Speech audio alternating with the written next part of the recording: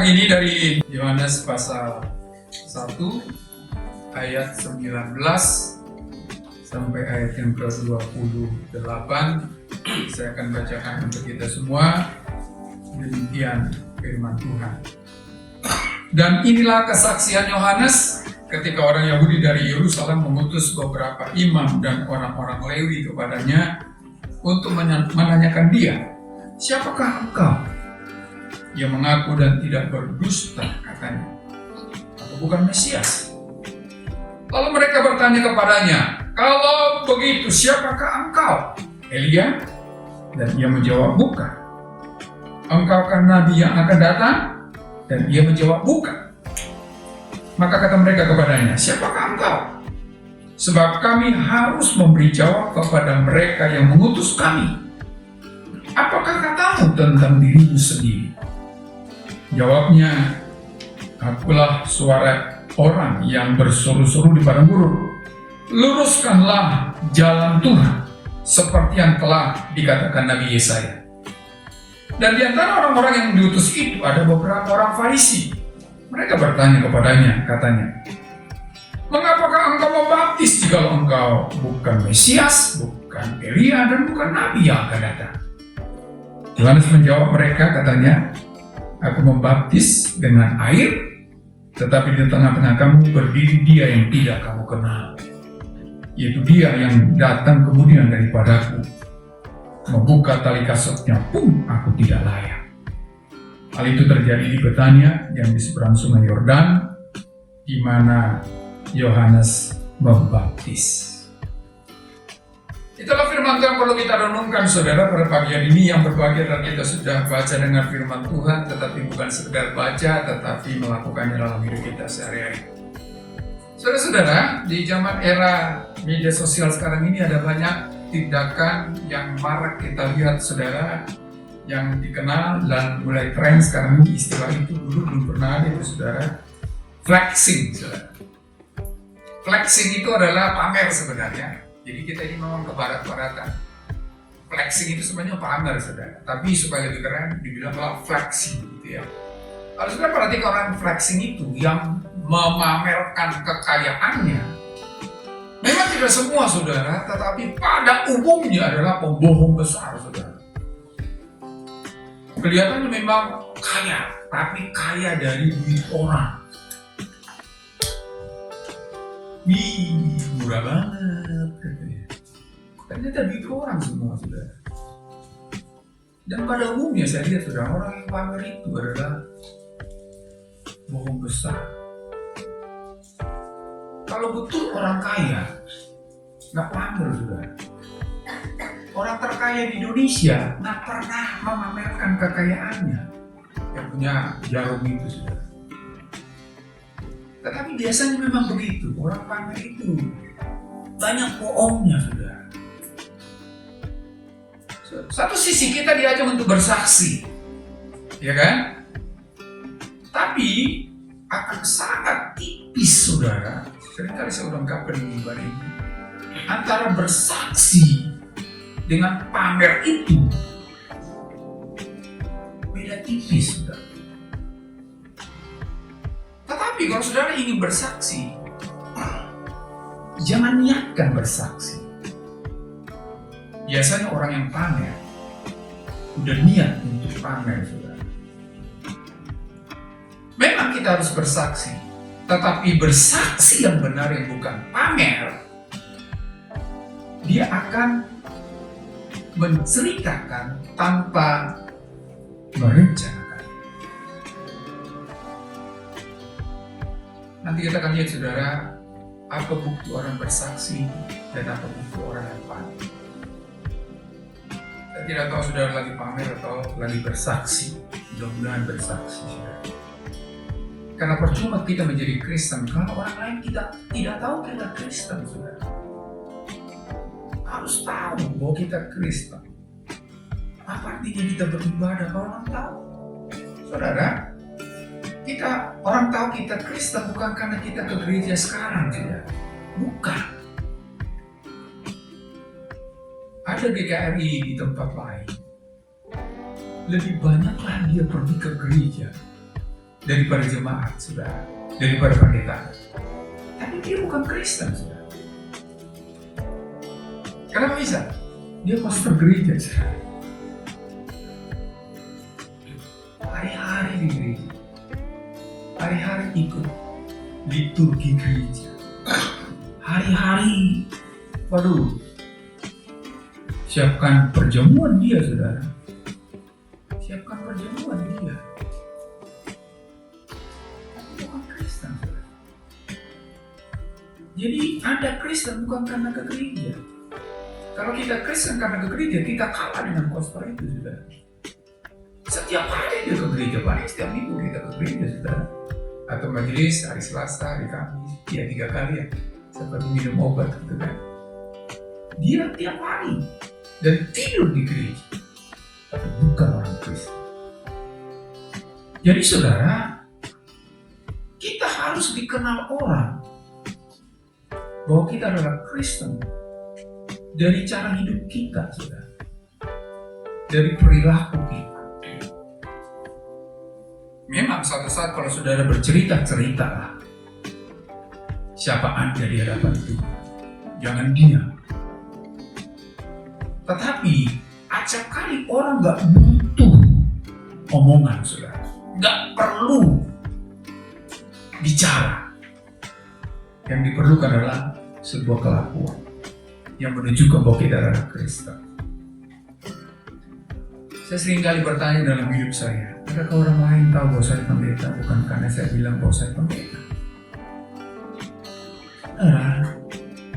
Apalah arti sebuah perkataan kalau tindakan-tindakan kita bertolak belakang dengan apa yang kita bicarakan?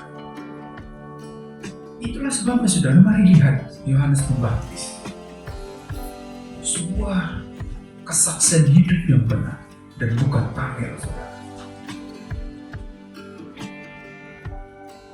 Setiap kita harus menampilkan hidup seperti ini dimanapun kita berada, di rumah kah, di jalan kah. Di jalan barangkali kita nggak ngomong kan, ada strobo gitu, orang Kristen dari jalan nggak perlu bikin pusing itu strobo itu, saudara. Nggak perlu, saudara. Tetapi ketika Anda berperilaku benar di jalan sana, orang akan tahu bahwa Anda orang Kristen. Keluarga kita, orang tahu bahwa keluarga Kristen. Karyawan di kantor tahu bahwa karyawan itu orang Kristen. Bukan karena ada Mauritian dan di bawahnya orang Kristen. Enggak. Dari cara hidup kita, saudara. Nah, bagaimanakah cara hidup orang Kristen sebagai sebuah kesaksian dan bukan pamer? Nah, kita lihat tadi bacaan tadi, saudara. Yohanes Pembaptis. Yohanes Pembaptis itu adalah orang yang dipersiapkan Tuhan mendahului Yesus. Dan suatu saat Yesus berkata, tidak ada yang lebih besar dari Yohanes Pembaptis. Orang ini top, saudara. Sedang naik daun itu apa ya? Terkenal. Ada di puncak kejayaannya. Bayangkan, saudara, ada banyak orang berbondong-bondong datang untuk mendengar dia. Bukan di istana, di padang gurun, saudara. Di belantara. Namun Yerusalem dan sekitarnya berbondong-bondong datang hanya untuk dengar dia. Kenapa? Karena bicaranya penuh kuasa. Omongannya berkuasa, saudara. Beda dari pemimpin agama pada masa itu. Ada banyak orang yang bertobat karena khotbahnya. Luar biasa orang ini.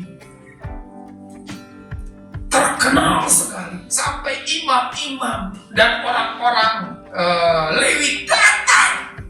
Sampai imam besar mengutus imam-imam yang lain untuk datang mendengar orang ini. Luar biasa orang ini, saudara. Ada di puncak kejayaan. Ada di sukses sukses hidupnya. Tetapi coba, kita sudah baca tadi, ketika imam dan para murid bertanya, siapakah engkau? Saudara, dari kondisi latar belakang yang saya sudah ungkapkan tadi, bisa saja Yohanes berkelit, saudara, menjadi tidak dirinya sendiri. Karena pada waktu itu, saudara, orang Yahudi sedang menunggu 3 bentuk figur, saudara. Mesias, Elia, dan Nabi yang akan datang. Dan dalam diri Yohanes Pembaptis ada tanda-tanda itu, saudara. Mereka lihat di figur ini, ada sosok itu, ada figur itu. Sehingga orang-orang Yahudi khususnya imam berharap Yohanes inilah yang kami nantikan. Itu yang pertama. Yang kedua, pada waktu itu mereka sedang dijajah oleh Romawi, saudara. Mereka ingin merdeka, dan salah satu pengharapan orang Yahudi adalah Mesias inilah yang akan membebaskan mereka dari penjajahan. Dan dalam diri Yohanes Pembaptis ini ada figur itu, saudara. Tetapi ketika dia ditanya, siapakah engkau? Mari perhatikan ayat yang ke-20. 20, saudara. Luar biasa ini. Ayat 20. Ia mengaku dan tidak berdusta, katanya. Untuk berdusta ada kansnya, saudara. Untuk bohong ada jalannya.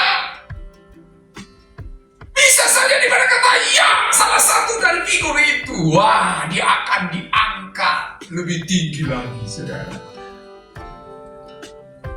Walaupun kemungkinan itu mudah bagi Yohanes Pembaptis untuk lari dari bukan jati dirinya. Siapa yang tahu? Nggak ada, cuma dia sendiri, saudara.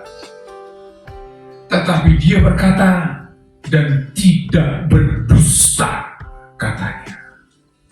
Aku bukan Mesias. Saudara-saudara yang saya kasih dalam Tuhan Yesus Kristus, kesaksian dan bukan pamer, salah satu cirinya adalah jujur, saudara. Makanya saya katakan tadi, pamer itu banyak bohongnya, makanya bukan kesaksian. Bisa saja saudara bersaksi di sini, saudara, tapi kalau saudara pamer, sepanjang kesaksian Anda itu mayoritasnya bohong, saudara. Kalau Anda pamer dalam bingkai kesaksian. Tetapi kalau betul Anda bersaksi, Anda tidak akan pernah berbohong. Dia berkata dan tidak berdusta, katanya. Aku bukan Mesias. Saudara-saudara yang saya kasih dalam Tuhan Yesus Kristus, kita akan diketahui orang-orang Kristen karena kejujuran hidup kita. Bukan karena sukses kita secara finansial, secara karir, bukan. Kita dikenal dan menjadi sebuah kesaksian karena kejujuran hidup kita. Bukan hanya di hadapan manusia, tetapi di hadapan Allah. Gak peduli apapun sukses Anda, kalau Anda tidak jujur, gak akan ada artinya. Apalagi di hadapan Allah. Bayangkan ini, keuntungan besar ada di depan mata Yohanes Pembaptis. Kalau dia tidak jujur, tetapi lebih bagus tidak mendapatkan keuntungan itu daripada menyangkali hidupnya yang sebenarnya, di mana dia harus berkata yang bukan dirinya sendiri. Saya tidak tahu pekerjaan Anda apa, tetapi yang saya mau tahu adalah apapun pekerjaan Anda, apakah di sana orang lain melihat kejujuran Anda atau tidak? Karena itulah kesaksian hidup. Gak usah ngomong, tadi aku dari gereja, kemarin aku dari gereja, 3 hari yang lalu aku ikut KKR. Gak peduli mereka, saudara. Tapi mereka akan peduli ketika engkau jujur, ketika engkau bekerja.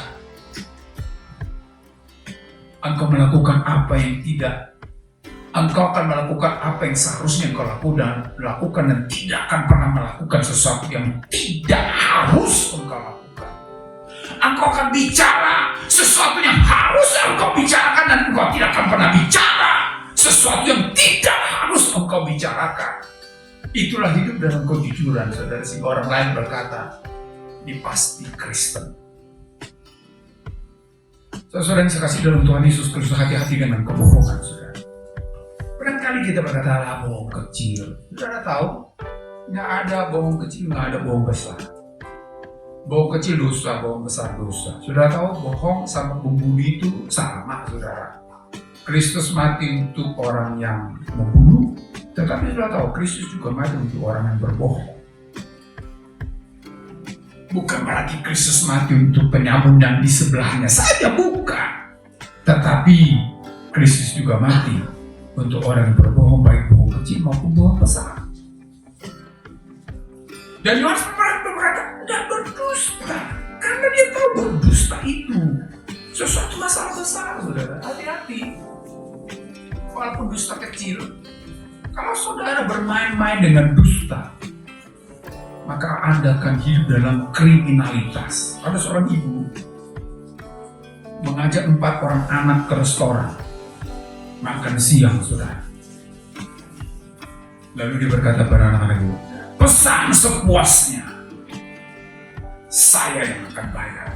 Kan tidak. Dan mereka ketahuan bohongnya, saudara. Apa? Amer. Ya kan? Nah, anak-anak juga anak masih goreng, jauh-jauh, uyuk kali, bisnis, apalah. Itu yang saya ingat, saudara. Nama-nama. Makin bilang, bukan Western Sunset. Wih, ayo, kata dia, makan sepuasnya, saudara. Semua dipesan karena ada yang bayar. Setelah pesanan datang, saudara, lahapnya mereka makan. Kayak saudara tidak makan seminggu berapa kali. Setelah selesai makan, si ibu itu panggil waitersnya, saudara. Pelayan, tolong sini. Pesan. Berdiri itu misalnya, dibungkus ya, bawa pulang. Wih, lebih banyak yang dipesan daripada yang dibungkus daripada yang mereka makan. Setelah selesai, saudara, pesanan yang dibawa pulang datang. Dia mengambil pesanan itu lalu berkata kepada anak-anak, anak-anak, tunggu sebentar ya, mau ke mobil, bawa bungkusan ini. Supaya nanti bayar langsung pulang. Tinggallah anak-anak 4 orang itu dengan riangnya sembari masih minum jus segala macam, saudara. Si ibu ini masuk mobil. Setelah beberapa lama si anak tunggu ibu, kok nggak datang. 1 jam nggak datang. Terus pelayan datang, saudara. Mamamu mana? Itu bukan mamaku. Siapa dong? Tadi di parkiran. Kita ditawarin mau makan siang sama-sama. Bayangin, saudara. Jadi kriminal. Bukan saja membohongi anak, tetapi sudah menipu restoran. Jadi jangan anggap bohong itu sepele, saudara. Kalau Anda terus hidup dalam kebohongan, Anda akan hidup dalam kriminalitas. Makanya orang fleksi itu pekerjaannya mencuri, juga.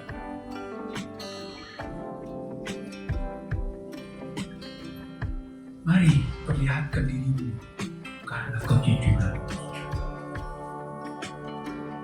bukan karena suksesmu. Orang jujur, sukses pun tidak akan pernah menjadi masalah. Mudah-mudahan saudara sukses di pekerjaan ini. Amin. Amin ya, sukses ya. Pekerjaan sukses, tapi sukses jangan karena kebohongan. Pak, untuk cuma 1.000 padahal udah 1 juta. Dapat sih 1 juta ya saudara. Tapi ingatlah, orang akan tidak dikenal Anda di sana sebagai orang Kristen. Enggak. Tetapi kalau Anda jujur di sana, mungkin akan ada rugi. Masih ingat cerita saya penjual emas? Masih ingat Pak Ben? Ya, rugi jutaan saudara. Tapi orang yang mendapatkan keuntungan dari membeli emas itu pasti tahu itu orang Kristen.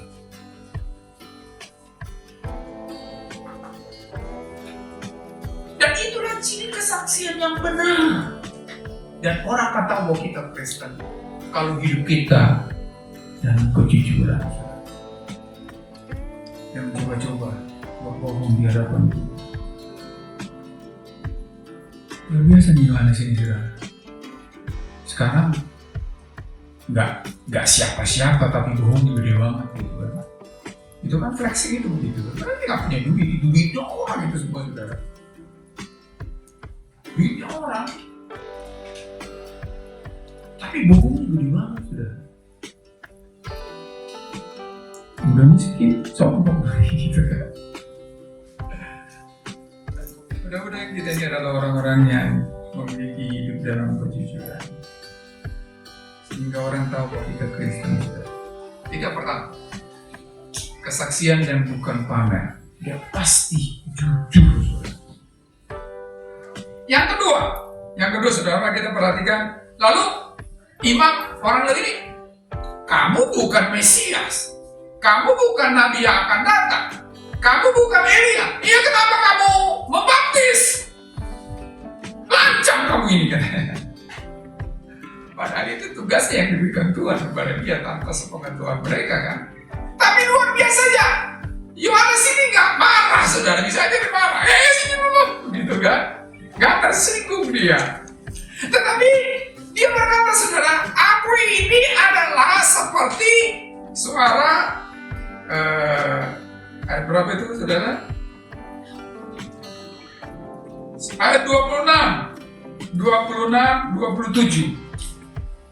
Ya, 26, 27. Yohanes menjawab mereka katanya, aku membaptis dengan air. Tetapi di tengah-tengah kamu berdiri dia yang tidak kamu kenal. Terus ayat 27, membuka tali kasutnya pun aku tidak layak. Padahal lagi tertahan saudara, lagi ada di puncak suksesnya, tapi tetap rendah hati saudara. Itu ciri bersaksi. Ciri pamer apa? Sombongnya minta ampun. Murah banget. Jam yang 1 miliar murah banget. Sombongnya bukan main. Itu ciri pamer saudara. Tapi ciri orang bersaksi, di mana orang tahu dia Kristen adalah apapun pencapaian hidupnya, dia tetap rendah hati, membuka tali kasutnya pun aku tidak layak katanya. Padahal lagi sukses saudara. Hati-hati dengan sukses saudara. Mungkin ketika engkau di bawah engkau rendah hati. Ketika engkau di bawah engkau punya jati diri yang yang humble gitu kan. Tapi bukti itu karena kita di bawah. Mudah orang yang ada di puncak kejayaannya adalah kesombongan saudara. Coba kalau sudah mulai naik, orang mungkin ketika di bawah ditekan rendah hati saudara. Coba orang nggak dikenal ketika dia di puncak kejayaan, wah bisa bahaya itu. Tetapi Yohanes di puncak kejayaannya, sini lu bukan Mesias, bukan Nabi, bukan Elia, kenapa lu baptis? Aku membaptis dengan air, tetapi di tengah-tengah kamu ada dia yang tidak kamu kenal, membuka tali kasut. Itu pekerjaan paling rendah, saudara. Pekerjaan hamba, pekerjaan budak. Itu pun aku tidak layak. Saudaraku, apapun pencapaian hidup kita, itu semua karena anugerah, kasih karunia, belas kasihan Tuhan. Mungkin saudara lagi jaya-jayanya sekarang, puji Tuhan, haleluya. Saya pun pengen jadi jaya, punya banyak duit, dikenal banyak orang. Tapi apakah orang masih kenal saya, Mauli Siakan, yang percaya Yesus, yang rendah hati? Nanti dulu, saudara. Tetapi lihatlah Yohanes Pembaptis, dia kaya, namanya terkenal, berpengaruh, tetapi tetap rendah. Disitulah orang tahu bahwa kita orang Kristen. Bukan dari mobil kita, bukan dari rumah kita, bukan, tapi dari sikap kita yang tetap rendah hati, kita tetap mencapai hidup kita. Dari banyak duit, nggak apa-apa. Pertanggungjawaban itu, kerjakan itu Anda menjadi sombong dan merendahkan orang. Jangan kita pikir karena kita sudah gaji pembantu lalu kita semena-mena. Itu kesombongan, sudah. Apa bedanya kita dengan dia sih? Hanya status yang membedakan kita. Hanya status yang membedakan. Apa bedanya saya di sini dengan saudara duduk di sana? Hanya berdiri, hanya posisi yang membedakan kita, saudara. Saya berdiri, Anda duduk. Bukan saya lebih hebat dari Bapak Ibu saudara. Bukan. Sadarilah, ini semua anugerah, kasih karunia. Tetaplah rendah hati, apapun pencapaian kita. Semuanya lewat itu orang akan tahu bahwa kita adalah Kristus. Bukan dari pencapaian kita. Banyak orang sukses Tuhan, dia nggak dikenal sebagai orang Kristen, saudara. Saya kaget itu ada teman saya, saudara. Tiba-tiba di ikut Natalan. Loh, kok bisa di sini? Ya saya Kristen, bro, katanya. Loh, kamu Kristen tuh kan? Kelakuannya itu loh, saudara. Nggak ada tanda-tanda Kristen sedikit pun. Ketika masuk ke ibadah, kaget kita. Saya Kristen, katanya. Kristen ya? Jadi orang tahu Kristen karena kita Natalan, saudara. Orang tahu Kristen karena kita ke gereja. Terus yang saya kasih dalam Tuhan Yesus Kristus. Oleh karena itu jujurlah dalam hidup kita dan tetap sehingga orang pun tahu, oh ini Kristen. Yang ketiga yang terakhir, saudara. Yang ketiga yang terakhir, ayat yang ke 26. 26. Mari kita baca ini. 26. 1, 2, 3. Yohanes menjawab mereka, katanya, aku membaptis dengan air, tetapi di tengah-tengah kamu berdiri dia yang tidak kamu kenal. Terus, yaitu dia yang datang kemudian daripada aku, membuka tali kasutnya pun aku tidak layak. Luar biasa, saudara. Kan pertanyaannya kayak yes or no, saudara. Betulkah kamu Mesias? Ya atau tidak? Kan gitu. Betulkah kamu Elia? Ya atau tidak? Betulkah kamu Nabi yang akan datang? Ya atau tidak? Tapi aja, saudara. Bukan itu yang dijawab oleh Yohanes. Dijawab Yohanes apa? Dia arahkan orang kepada Yesus. Bisa saja tidak selesai. Ya, selesai.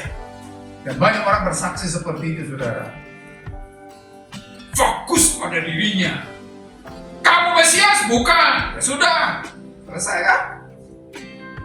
Tetapi Yohanes berkata, di tengah-tengah kamu ada dia yang tidak kamu kenal, yaitu Yesus, kata dia, saudara. Jadi ciri yang ketiga kesaksian hidup yang benar, yang bukan pamer, adalah fokusnya pada Yesus. Arahkan kepada Yesus. Nggak ada memang jalurnya kepada Yesus, apa sih? Nggak ada Yesus di situ. Tapi Yohanes Pembaptis tidak habis akal mengarahkan orang-orang itu kepada Yesus, saudara. Jadi kalau bersaksi bukan pamer, saudara. Fokusnya Yesus. Goalnya Yesus. Adakah Yesus diketahui orang dari hidup kita? Padahal kita akan ngomong tentang Yesus, saudara. Saudara yang saya kasih dalam Tuhan Yesus Kristus, apapun kesaksian Anda kalau tidak fokus pada Yesus, itu pamer, saudara. Karena yang kita ceritakan dalam kesaksian kita ini Yesus, bukan saya. Makanya saya heran, saudara, ada banyak penjahat, perampok, gitu kan, bersaksi di gereja ini. Bukan gereja, maksudnya bersaksi di gereja maksud saya, saudara. Lalu ngomong apa? Dulu aku penjahat, dulu aku bakar gereja, dulu aku. Itu pamer, saudara, bukan bersaksi. Aku udah 13 kali pergi ke Israel, gitu kan. Itu bukan bersaksi, saudara, itu pamer. Tapi kalau ada sungguh bersaksi, fokus pada Yesus. Ceritakan Yesus, beritahu Yesus. Karena kesaksian hidup yang benar adalah fokusnya, goalnya pada Yesus, saudara.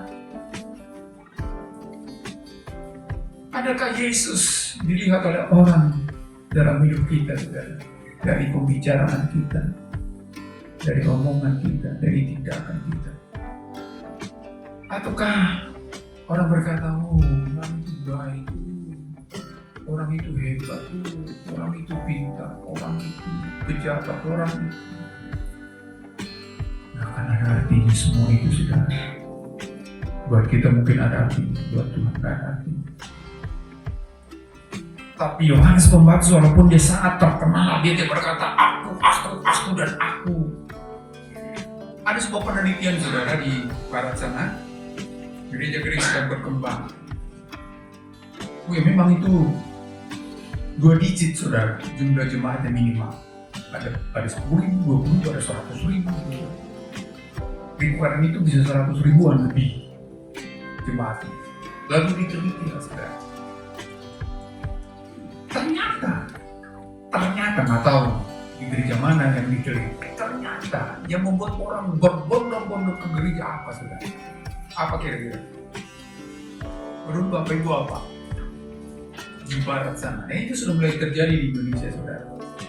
Yang berbondong-bondong sampai ratusan ribu, saudara. Memang itu bukan sekali datang ratusan ribu. 6 kali, 7 kali kebaktian dan puluhan ribu yang setiap kali kebaktian.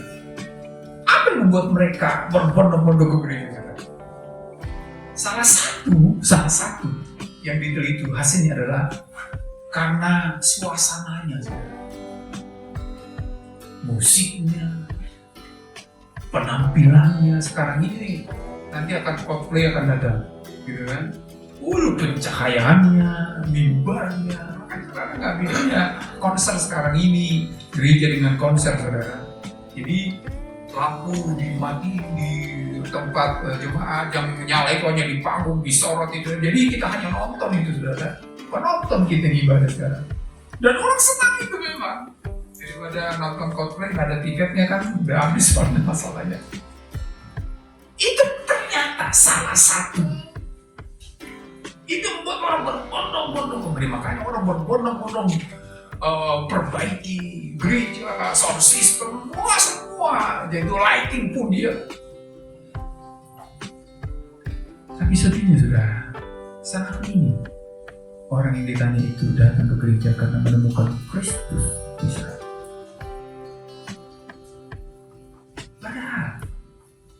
Itulah alasan kenapa kita beribadah, saudara. Karena Kristus, bukan karena gedung. Kan gereja itu bukan gedung, gereja itu bukan menara. Itu kan lagunya seperti itu, kan? Orang pun akan tertarik masuk ke gereja ini, saudara, kalau orang-orang yang ada di gereja ini ada Kristus dalam hidupnya, terlihat nyata. Walaupun kita berusaha, ayo dong datang ke gereja, ayo dong datang ke gereja, itu tidak akan menarik orang datang ke gereja, saudara.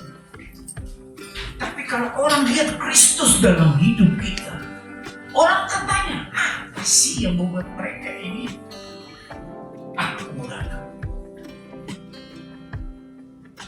Fokus pada Kristus.